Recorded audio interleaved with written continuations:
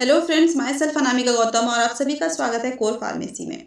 तो हमने जो फार्माकोलॉजी का चैप्टर फर्स्ट किया था, आज हम उसमें डिस्कस करने वाले हैं बायो ट्रांसफॉर्मेशन, जिसको हम मेटाबॉलिज्म बोलते हैं। तो बायो ट्रांसफॉर्मेशन ऑफ ड्रग आज हम डिस्कस करने वाले हैं, जिसमें हम उसमें देखेंगे उसकी डेफिनेशन क्या है, उसके टाइप्स क्या हैं और कौन कौन से फैक्टर्स हैं जो कि ड्रग मेटाबॉलिज्म को अफेक्ट करते हैं। तो चलिए शुरू करते हैं। शुरू करने से पहले अगर आप लोग हमारे चैनल पर नए हैं और चैनल को सब्सक्राइब नहीं किया है तो चैनल को सब्सक्राइब जरूर कर लीजिए, क्योंकि यहाँ पर यूनिवर्सिटी एग्जाम की हम बहुत अच्छी तैयारी करा रहे हैं, बहुत इजी भाषा में तैयारी करवा रहे हैं। तो चलिए शुरू करते हैं बायो ट्रांसफॉर्मेशन। तो बायो ट्रांसफॉर्मेशन को हम क्या बोलते हैं? ड्रग मेटाबॉलिज्म भी बोलते हैं। और ड्रग मेटाबॉलिज्म होता क्या है? ड्रग मेटाबॉलिज्म एक केमिकल मॉडिफिकेशन है ड्रग का, हमारी बॉडी के द्वारा जो होता है, ताकि जो ड्रग है वो वाटर सॉल्युबल हो सके, हाइड्रोफिलिक हो सके और हमारी बॉडी से इजीली एक्सक्रीट हो सके। और ये ज्यादातर होता है लीवर में, किडनी में, लंग्स में, इंटेस्टाइन में और स्किन में। ठीक है। अगर बहुत इजी भाषा में कहा जाए तो अगर ये आप हो और आप कोई ड्रग ले रहे हो जिसका एब्जॉर्प्शन हो चुका है, डिस्ट्रीब्यूशन हो चुका है, अब उसका क्या होना है? उसका मेटाबॉलिज्म होना है। बॉडी तक, वो टिश्यूज तक पहुंच गए, लेकिन टिश्यू के बाद भी एक प्रोसेस है जिसको बोलते हैं मेटाबॉलिज्म। और मैंने पूछा भी था पहले कि ADME हमारे कौन से पैरामीटर्स हैं, फार्माकोकाइनेटिक या फार्माकोडायनेमिक। आज हम बात कर रहे हैं एम की, मेटाबॉलिज्म की। तो ये फार्माकोकाइनेटिक पैरामीटर है। ठीक है। तो मान लो ये ड्रग हम खा रहे हैं जिसका AD हो चुका है, एब्जॉर्प्शन डिस्ट्रीब्यूशन हो चुका है, लेकिन अब मेटाबॉलिज्म होना है। मेटाबॉलिज्म क्यों होना है? ताकि ड्रग प्रिपेयर हो सके हमारी बॉडी से बाहर निकलने के लिए। ओके। तो बायो ट्रांसफॉर्मेशन एक प्रोसेस है, एक केमिकल मॉडिफिकेशन है, जिसमें केमिकल रिएक्शन हो रही है हमारी बॉडी के द्वारा, जिसमें ड्रग का फॉर्मेशन हो रहा है। वो बन रही है किसमें? वाटर सॉल्युबल फॉर्म में। जो ड्रग लिपोफिलिक हैं, अच्छी बात है, एब्जॉर्प्शन हो गया, डिस्ट्रीब्यूशन हो गया, लेकिन अब उनको वाटर लिविंग होना पड़ेगा, उनको वाटर सॉल्युबल होना पड़ेगा, ताकि हमारी बॉडी से जल्दी निकल सके। और ये प्रोसेस कौन करता है, किसके द्वारा किया जाता है हमारी बॉडी में? वो लीवर करते हैं। मैक्सिमम पार्ट हमेशा ज्यादातर लीवर से द्वारा होता है। किडनी भी करती है, लंग्स भी करते हैं, इंटेस्टाइन और स्किन भी करती है। अगर शॉर्ट भाषा में कहा जाए तो कन्वर्जन है बायो ट्रांसफॉर्मेशन या फिर ड्रग मेटाबॉलिज्म में, कन्वर्जन है लिपोफिलिक ड्रग्स का इनटू हाइड्रोफिलिक मेटाबोलाइट। तो लिपोफिलिक ड्रग्स कन्वर्ट हो जाती है हाइड्रोफिलिक में। ठीक है। बाय एंजाइमेटिक एक्शन, एंजाइम्स के एक्शन द्वारा। और इसी कंडीशन को, इसी पूरे प्रोसेस को क्या बोला जाता है? मेटाबॉलिज्म कहा जाता है, बायो ट्रांसफॉर्मेशन कहा जाता है। आई होप आपको समझ में आया होगा डेफिनेशन, है ना। अब पर्पस क्या है बायो ट्रांसफॉर्मेशन को, क्यों हो रहा है बायो ट्रांसफॉर्मेशन? भाई अगर ये हाइड्रोफिलिक नहीं होंगे, तो हाइड्रोफिलिक नहीं होंगे इसका मतलब हमारी बॉडी के अंदर ये बने रहेंगे। अब बने रहेंगे तो हम दोबारा नेक्स्ट डोज ले रहे हैं, अब बने हैं, ऑलरेडी है, दोबारा से हमने ले लिया, तो हमारी बॉडी के अंदर टॉक्सिसिटी हो सकती है। उस टॉक्सिसिटी को कम करने के लिए हमारी बॉडी से निकलना पड़ेगा, जिसके लिए हाइड्रोफिलिक फॉर्म आनी पड़ेगी। तो यही फॉर्मेशन जो हो रहा है, हाइड्रोफिलिक फॉर्मेशन हो रहा है किसी भी ड्रग का, ये डिटॉक्स करता है हमारी बॉडी को। जो भी गंदगी है हमारी बॉडी के अंदर, उसको बाहर निकाल कर फेंक देता है। ठीक है। तो पर्पस क्या है बायो ट्रांसफॉर्मेशन का?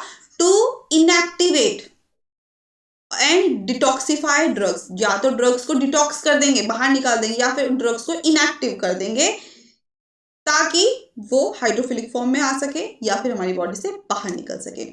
पहला पर्पस। दूसरा पर्पस है to make drug more polar and easily excrete in urine और बाइल। तो बायो ट्रांसफॉर्मेशन का दूसरा काम क्या है? दूसरा पर्पस है कि ड्रग ज्यादा से ज्यादा पोलर कंपाउंड में चेंज हो जाए और इजीली हमारे ब्लड से, हमारे यूरिन में, हमारे बॉडी से निकल जाए, एक्सक्रीट हो जाए। तीसरा है कभी कभार, sometimes it can activate pro drug into their active form. कभी कभी ऐसा भी होता है कि मेटाबॉलिज्म इसलिए भी जरूरत होती है ताकि जो ड्रग्स एक्टिव नहीं है वो ड्रग्स मेटाबॉलिज्म के बाद एक्टिवेट फॉर्म में आ जाती हैं, देन अपना मैकेनिज्म ऑफ एक्शन परफॉर्म करती हैं। तो ये भी पर्पस है बायो ट्रांसफॉर्मेशन का।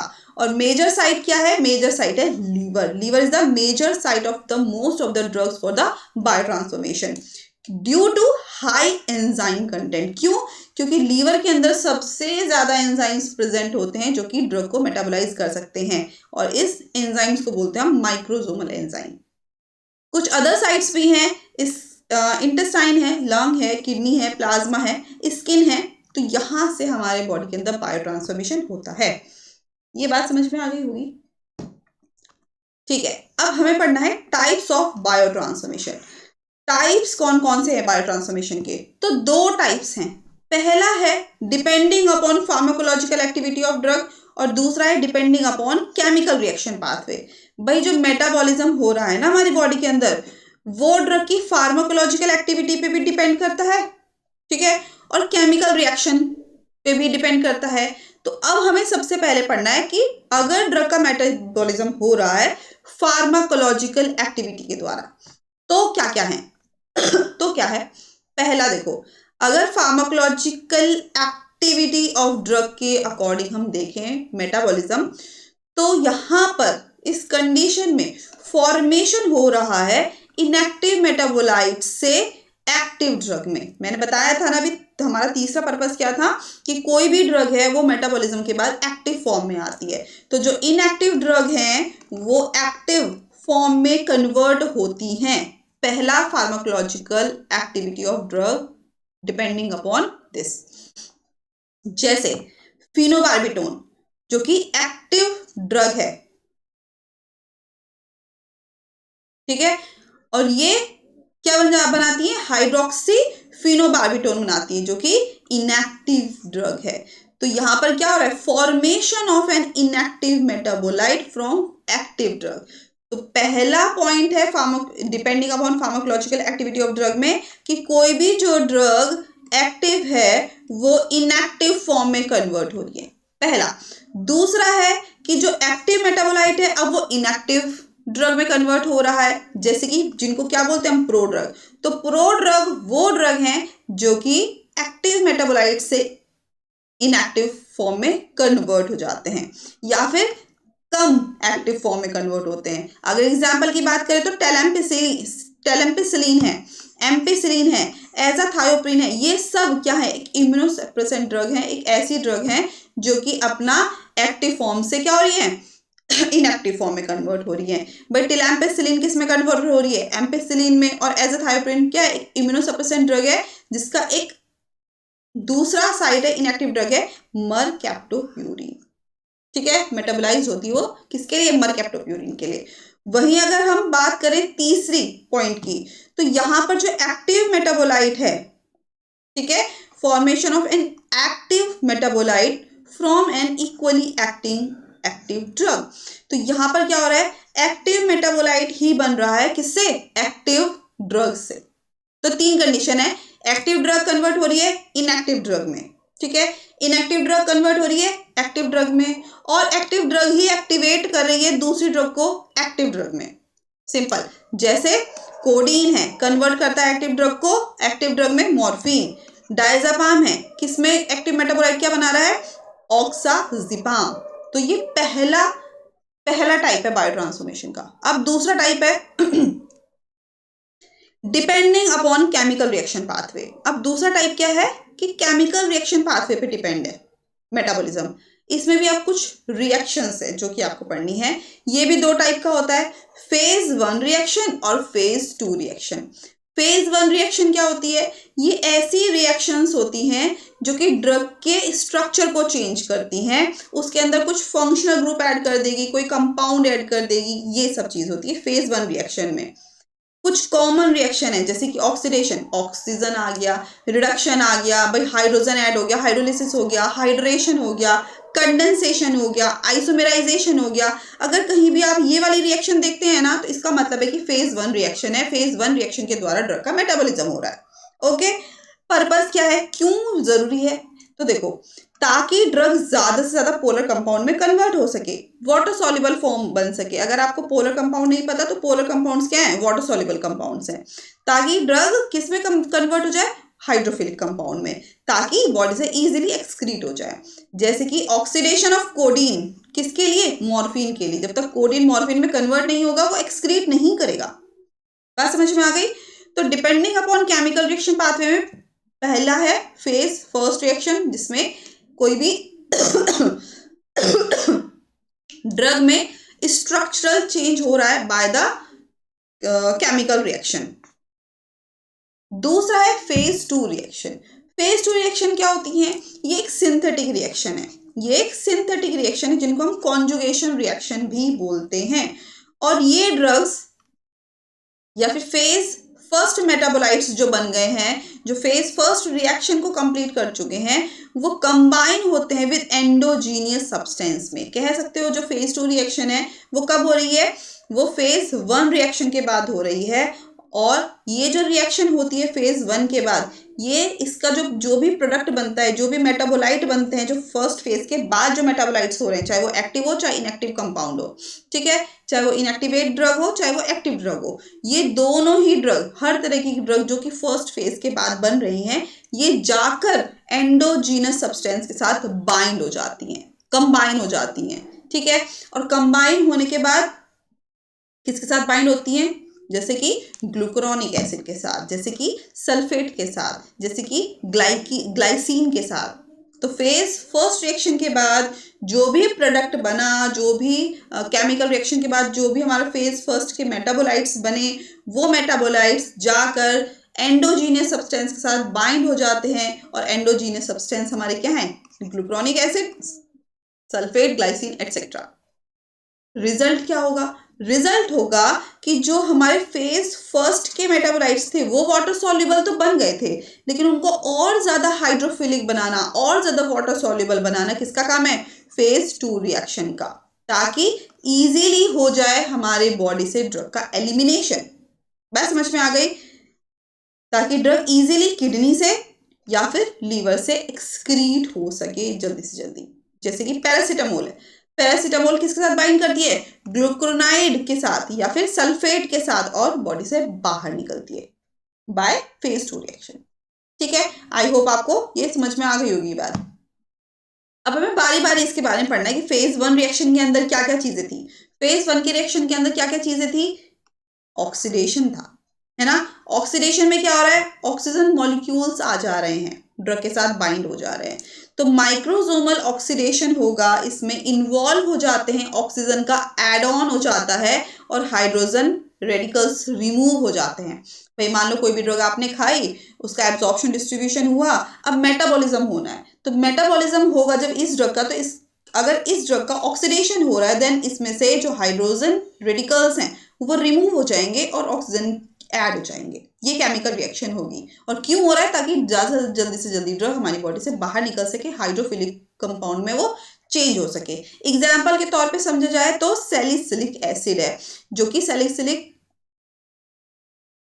Conversion of salicylic acid into dihydroxy benzoic acid. अब उस सैलिसिलिक एसिड का केमिकल रिएक्शन होगा जो कि ज्यादा पोलर कंपाउंड बनाएगा, जिसका नाम होगा डाइहाइड्रोक्सी बेंजोइक एसिड, पहले रिएक्शन। दूसरा है रिडक्शन। अब रिडक्शन में क्या हो रहा है? रिडक्शन में जस्ट ऑक्सीडेशन का उल्टा हो रहा है, इसमें हाइड्रोजन रेडिकल ऐड हो जाते हैं और ऑक्सीजन रिमूव हो जाता है। जैसे कि प्रोंटोसिल, प्रोंटोसिल कन्वर्ट करता है अपने आप को सल्फोनामाइड में, और सल्फोनामाइड आप सभी को पता है क्या है, कमेंट सेक्शन में जल्दी से बताओ। तीसरा है हाइड्रोलिसिस। हाइड्रोलिसिस में क्या हो रहा है? ड्रग मॉलिक्यूल स्प्लिट हो जाते हैं, टूट जाते हैं वाटर की प्रेजेंस में आते ही, ठीक है। तो वाटर पोलर कंपाउंड बनाएंगे, वाटर सॉल्युबल कंपाउंड बनाएंगे। Drug metabolism by hydrolysis is restricted to esters and amines. जिन ड्रग्स का मेटाबॉलिज्म हो रहा है, अगर उनके हाइड्रोलिसिस की बात की जाए तो जो भी ड्रग एस्टर्स हैं, जो भी ड्रग्स अमीन्स हैं, उनके लिए रिस्ट्रिक्टेड है, ठीक है। अगर एग्जांपल के तौर पे समझा जाए तो पैथिडीन है, जो कि पैथिडीन है वो जाती है, हाइड्रोलिसिस होती है और पैथिडीनिक एसिड में कन्वर्ट हो जाती है, जो कि मोर पोलर कंपाउंड है और एक्सक्रीशन इसका इजी हो जाता है। नेक्स्ट है साइक्लाइजेशन। साइक्लाइजेशन में क्या हो रहा है? जो भी रिंग कंपाउंड्स हैं वो एक स्ट्रेट चेन में कन्वर्ट हो जाते हैं, ठीक है। प्रोग्वानिल कन्वर्ट करता है साइक्लोग्वानिल में, ये साइक्लाइजेशन का एग्जांपल है। और डीसाइक्लाइजेशन मतलब नाम में लिखा हुआ कि साइक्लाइजेशन क्या हो रहा है? अपोजिट है साइक्लाइजेशन के, तो अपोजिट टू साइक्लाइजेशन। इस यहां पर क्या होगा? फॉर्मेशन होगी किसकी? स्ट्रेट चेन की। यहां पर क्या होगा? जो स्ट्रेट चेन है वो बनेगी किससे? रिंग कंपाउंड से, और यहां पर रिंग से स्ट्रेट चेन बनेगी, ठीक है। तो ये बात है हमारी किसकी? फेज फर्स्ट रिएक्शन की। अब फेज टू रिएक्शंस क्या है भाई? फेज टू रिएक्शन वो थी जब फेज वन रिएक्शन के जो मेटाबोलाइट्स थे वो उन मेटाबोलाइट्स के दोबारा से रिएक्शन की जा रही है, वो हमारी बॉडी के एंडोजीनियस सब्सटेंस से कनेक्ट हो जा रहे हैं, ठीक है। और कौन कौन से थे? जैसे कि ग्लूकुरोनाइड कॉन्जुगेशन रिएक्शन। ग्लूकुरोनाइड कॉन्जुगेशन रिएक्शन में क्या हो रहा है देखो ये बहुत कॉमन ऐसी रिएक्शन है जो कि फेज टू रिएक्शन है और बहुत इंपॉर्टेंट है कॉन्जुगेशन रिएक्शन ड्रग्स के लिए।